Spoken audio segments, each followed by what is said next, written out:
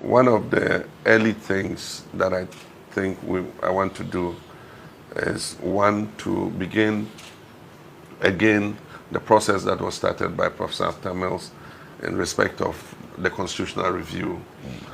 It stalled at a certain point, and for the last 8 years, we haven't moved it anywhere.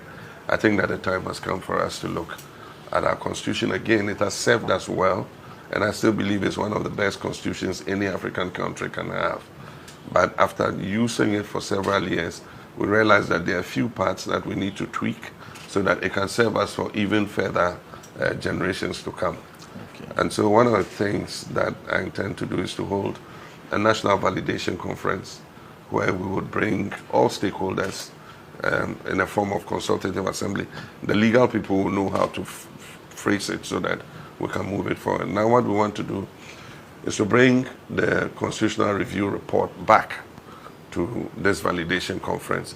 There might be things that we flagged that we wanted to amend that might not be necessary again this time.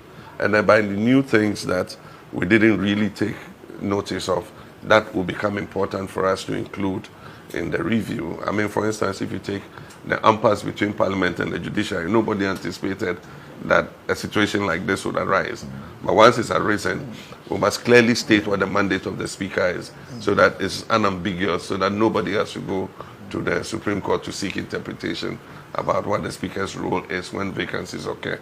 So these are some of the things that I think a validation conference like that will help to streamline. And once we've done that, we can separate the two amendments.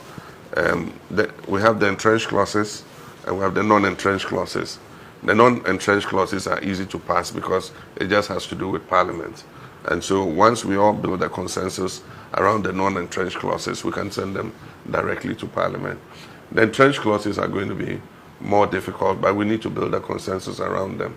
They are more difficult to amend because you need Parliament to validate it, and then you need to go for a referendum to the people. And I believe that if you look at the standards that our Constitution sets for those referenda, no one party can pass through any such amendment. And so we need to build a consensus with our colleagues, a bipartisan consensus with our colleagues on the political field, and get also the support of the civil society, the traditional rulers, the religious leaders, to be able to move those amendments forward. So that's one of the first things that I think I'll be consulting you on immediately after we come to office and start the planning towards this validation conference.